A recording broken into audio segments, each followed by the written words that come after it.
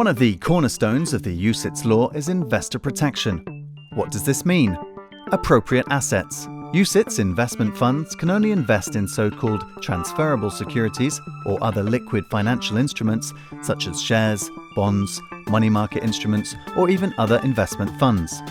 Liquid investments can be sold or liquidated in a relatively short period of time. Under certain conditions, UCITS are also allowed to invest in so-called derivative instruments, the value of which depends on other securities or benchmarks, such as stock price index or interest rates. Direct investments in real estate are not permitted, although non-UCITS funds can do so. Investment limits. UCITS are designed to spread risk and to avoid the risk of you relying on only a small number of assets for your investment returns. For instance, a UCITS may invest no more than 10% of its assets in any one company, which reduces your reliance on how well or not a single company runs its business. No more than 40% of a UCITS assets can be investments in companies that each represents more than 5%. This is known as the 5-10-40% rule. There are many more investment limits, all designed to increase diversification and thus spread and reduce your risk. Risk management. All investments in assets bear certain risks. The UCITS law requires fund management companies to apply appropriate procedures to ensure that they have an overview of all risks at all times and can react immediately if risk rises to levels that are too high. Risk management activity is independent from portfolio management. Prudential supervision, control, and safekeeping.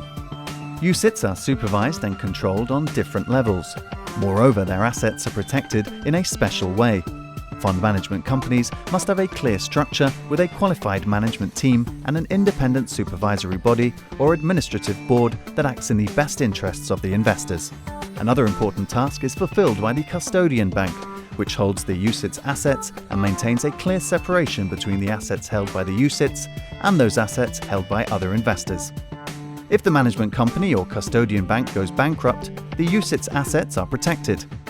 Management companies and custodian banks report to national authorities and undergo regular checks by auditors. Fund information.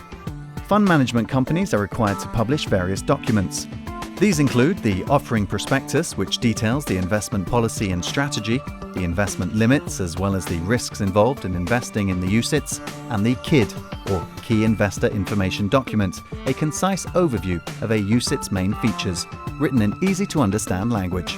The half-yearly and the annual report inform investors about the fund's composition, the portfolio management company's activities, and the UCITS performance. Other aspects of UCITS investor protection include a guarantee that all UCITS assets are valued in line with market conditions, which ensures that the value of your investments is always up to date. So to sum it up, investor protection lies at the very heart of UCITS. This brings to a close the first series of our podcasts dealing with investing and investment funds. Join us soon to learn more.